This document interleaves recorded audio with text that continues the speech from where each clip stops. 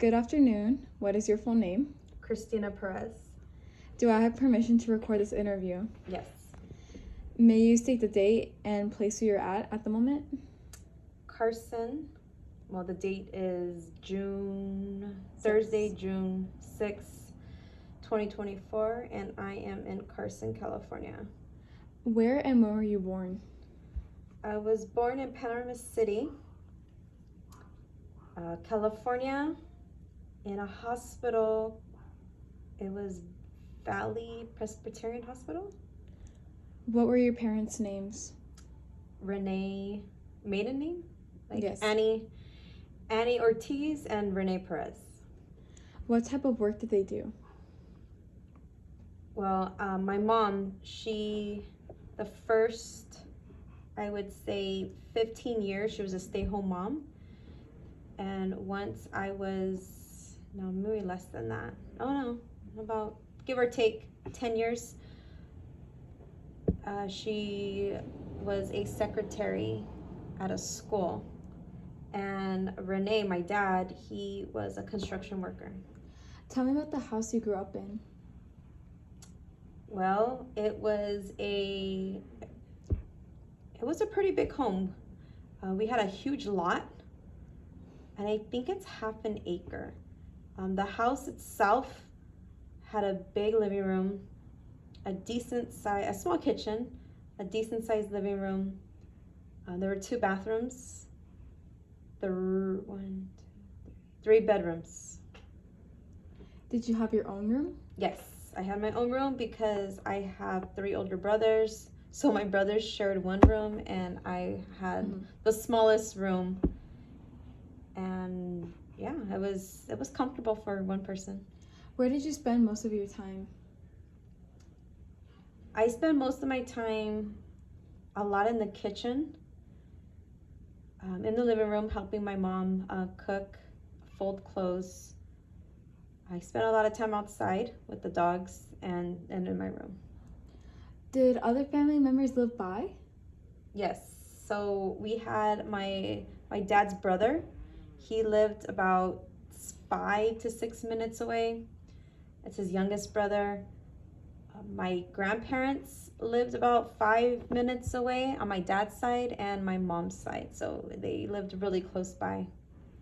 What did they do for a living? Who? Let's say your grandparents. Okay, so Renee, my dad's mom, she was a stay-home mom. And my grandpa, my dad's dad, he worked on the fields. He picked fruit. On my mom's side, my grandma, she was a stay-home mom, and my mom's dad was a roofer. How did they meet? Oof, this is interesting. Okay, so grandpa's, my dad's side of the family, my grandma was born here in Pacoima, California, and she went to visit family at the age of 14 in Mexico, Michoacan. And while she was visiting family, I believe it was at a party, my grandpa, who is Jose, he saw my grandma and he couldn't take his eyes off of her. And so he asked her what her name was, but she was like, I don't want to talk to you. And I think she was there for a couple of days. And so she kept like telling him, no, I'm not interested. And I guess he thought that was a challenge. So when she was walking, I believe, to the store, he kidnapped her with a fake gun. And he told her to come on his horse. And they got married within a week. Her family didn't look for her. I don't know why. It was very common back then that men used to kidnap women. And they got married.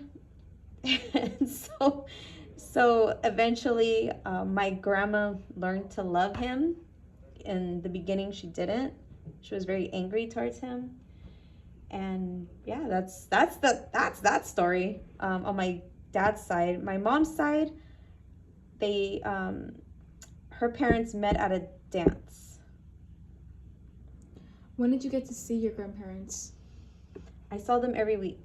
After church, we would go to mass, and then we would go see my dad's side, and then we would a couple hours maybe in the after, so that would be in the morning. In the afternoon we would go visit my mom's parents, and this is like weekly. Mm-hmm. What did your community look like outside of your family? For example, your neighborhood. Well, we did not grow up rich.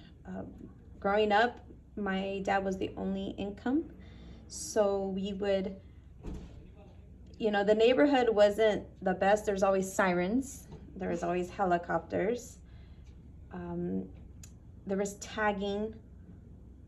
We didn't see that many homelessness. It wasn't that bad in that area, but a lot of sirens, like police, ambulance in that area. I remember hearing that at night. A lot of dogs barking. The community there was a lot of bars in the windows, and it was very loud. Mm-hmm. Very loud neighborhood at night. Where did your ancestors come from? Well, like I mentioned before, my dad's family and my mom's family from Mexico, but different parts, different states. One state is Michoacan, and the other one is Jalisco. Mm-hmm. When did they come to the United States?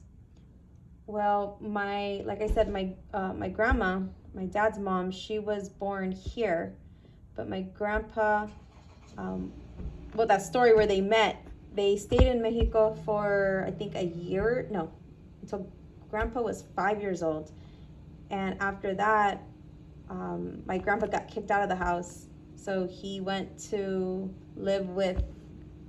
They went to Tijuana for a year, so that he could cross the border. It was a lot going on with them. And then finally he crossed the border with my grandma and 5 kids. So they struggled. They struggled a lot. So like I said, our ancestors came from Mexico. Where did they settle when they came to the United States? Well, Pacoima, California, and Nana side in Santa Monica. Mm-hmm. Did your family name change when your family immigrated to the United States? No. Are there any traditions that are still carried on till today? Well, I would say going to weekly mass, going to church. That was a tradition that we had in our family, and also making tamales for Christmas time. That's a family tradition that's been around since my great grandma. Mm-hmm. She's always had that tradition. I'm pretty sure it's been passed down to her, so it's been around for at least 6 generations. Mm-hmm. What language did your parents and grandparents speak? Spanish. Mm-hmm. Okay, now tell me about your grammar and high school education. Can you describe it? So I went to Vintage. My mom did not want us, because I have 3 older brothers, she didn't want us to go she didn't enroll us into the neighborhood school. So she made sure she searched schools and she looked for a magnet school. And so we went to a magnet program in elementary, middle, and high school. The areas were really nice. You could tell that they were rich, like a rich area. We were bused there. And we studied all the academic subjects. Uh-huh. Tell me about your interests in your school days.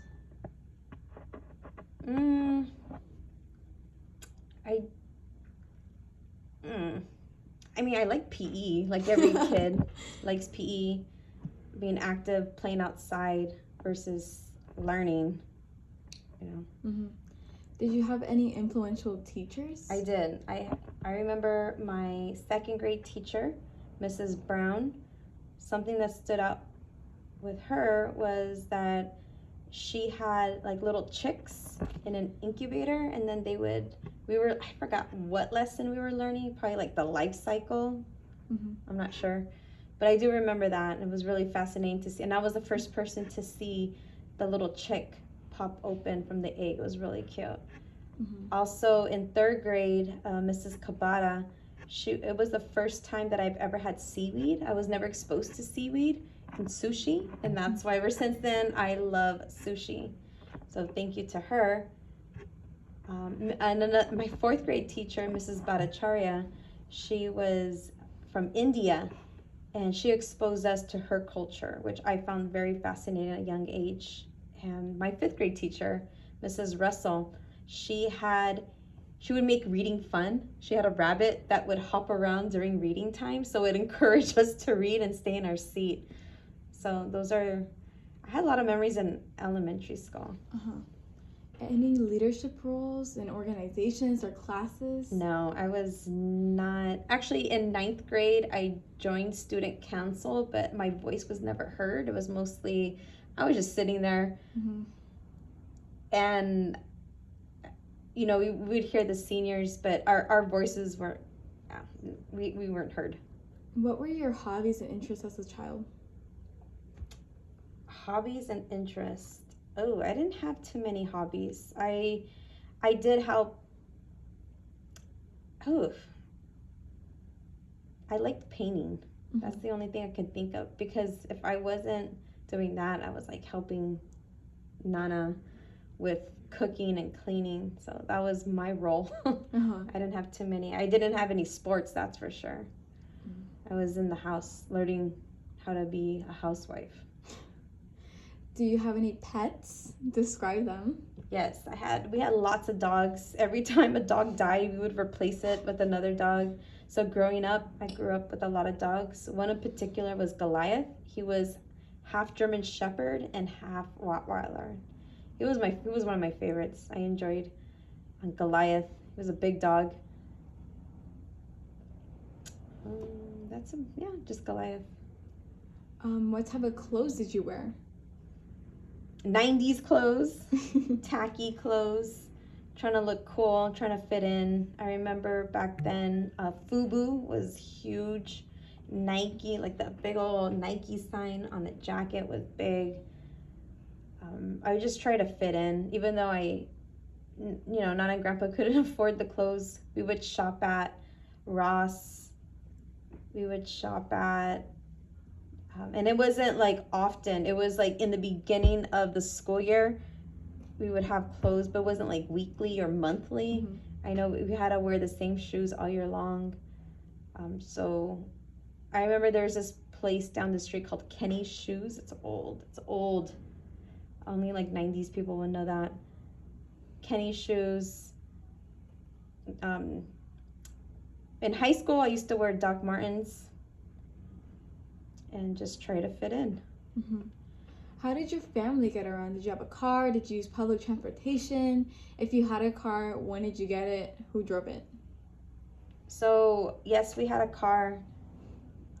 We had two cars. We had a station wagon. It was like a huge car that fit all of us because we were a family of 6. So we had a station wagon, and then Grandpa had a truck. He would drive his truck to work, and Nana would be driving around with the station wagon. So 2 cars. When did you get your car? My car?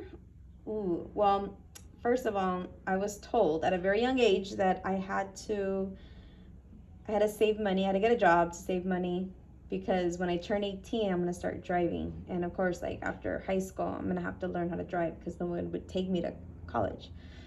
So I saved up money. I started work at 15, and I saved enough to purchase my car couple weeks, Memorial Day, May 2004, right before graduation. Did you attend college? Yes. I first started off because I didn't know what to do after high school, so I attended community college, and I derailed, which is not good. I derailed for many years. I was in an abusive relationship. I got pregnant at 22, so that prevented me from not going to college. After I had you, like about 25, I think it's like a year or two. No, it was about a year after you were born, I went back to community college, and I was studying. I wanted to be a nurse, and I was taking those prerequisite courses, and then I was told that I couldn't pursue my dream because of the hours and who was going to take care of you. So after that, I went back to, so I went to Los Angeles Mission College. Then I went to East LA Community College. After I was finished with all my prerequisite classes, like I said, I was told I couldn't take those classes anymore. I couldn't pursue what I really wanted. So then I applied to Cal State Dominguez Hills. I got accepted in 2013. Was 2013? Because yes, 2013. Yeah. And I graduated there in 2017. I majored in liberal studies, education. Then I decided I wanted to be a elementary school teacher. And currently, I'm at LMU for the credential and master degree program in education.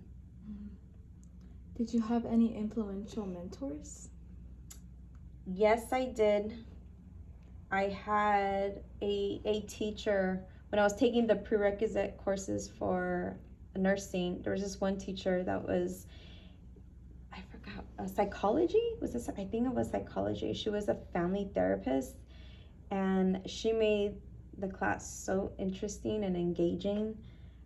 I loved it. I was always looking forward to attending her class. Also too, there was another teacher and that was at East LA College. At Dominguez Hills, I had two teachers. One, I can't think of her name. Oh my gosh, I feel so bad.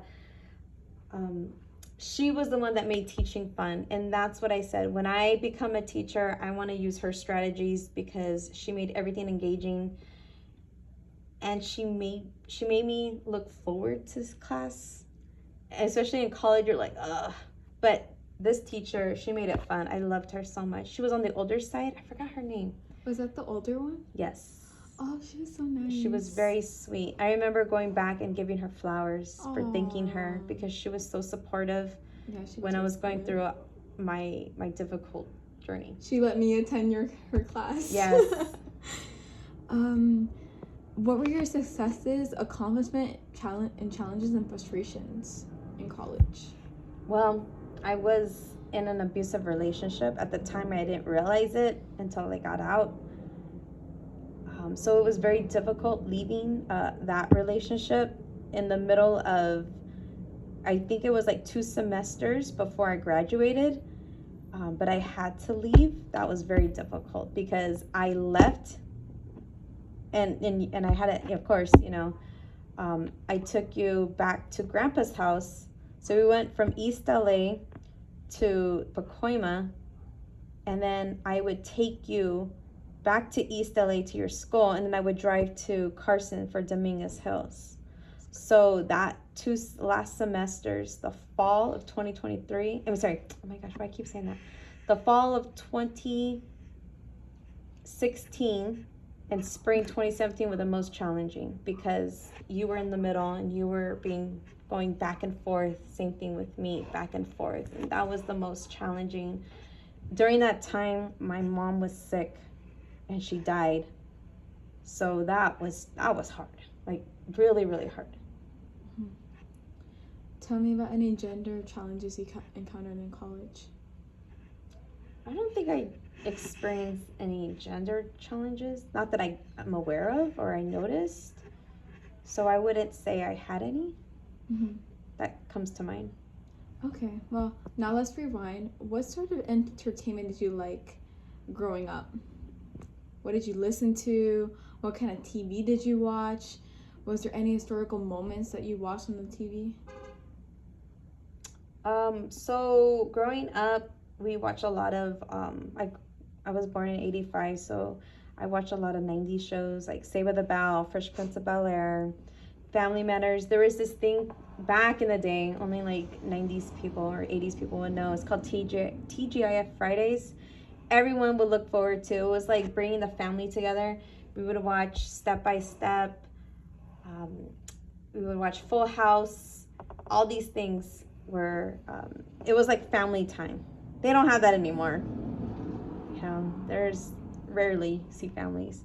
So, yeah, we watched TV. We only had one TV in the house. Very difficult. Now it's like TVs are everywhere. Yeah, we have TVs all over the house. Not back in the day because no one could afford it.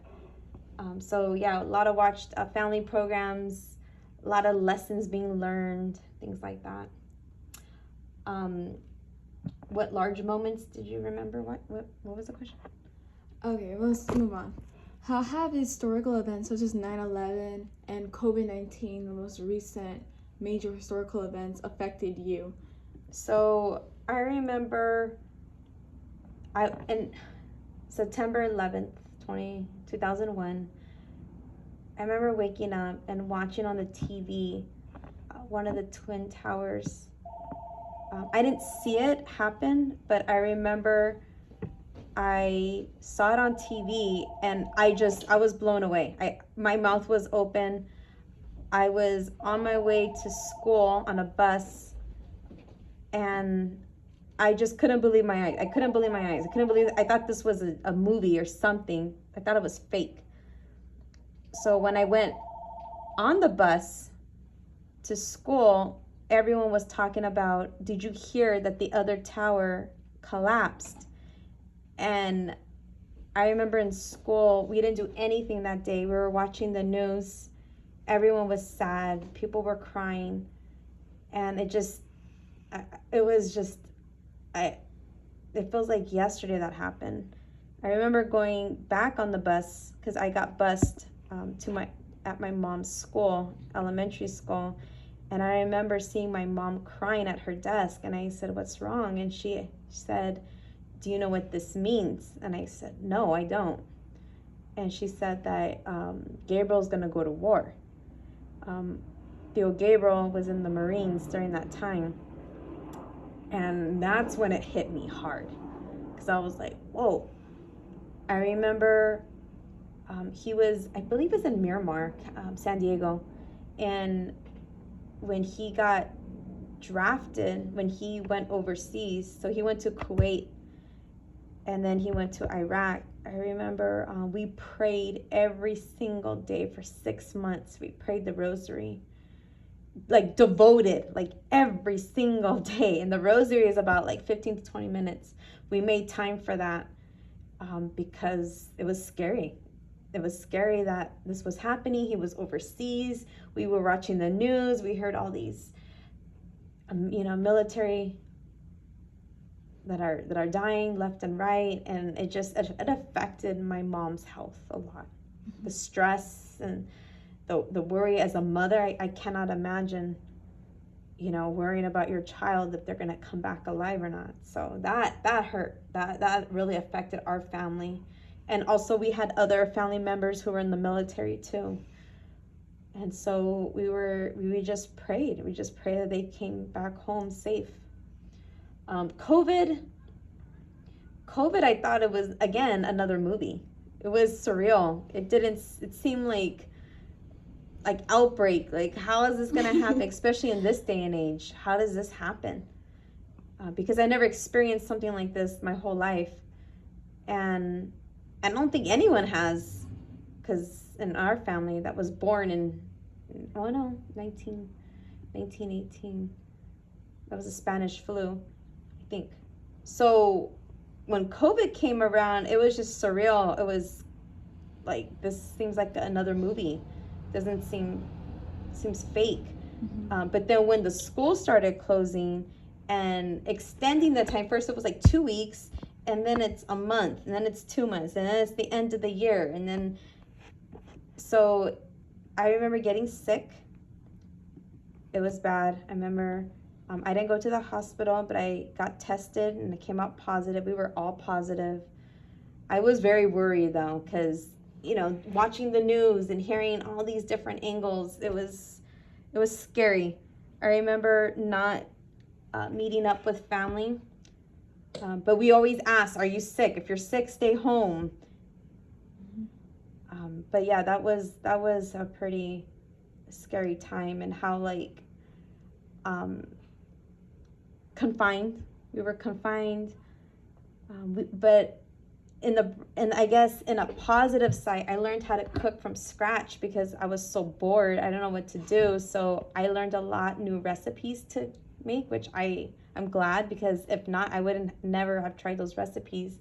We painted the whole house. We repainted the whole house. So I did a lot. I made my time useful while we were in quarantine. Uh-huh. Even though many people died and maybe many people got sick, including me. I did get sick for, I think, 2 weeks. But slowly I regained my health. But overall, I mean, I think I made my time useful. Cool. And how do you think these two major events impacted your community? Well, going back as a teacher, I noticed that a lot of students, they're behind in their academics. So community-wise, I would say a lot of students were not online.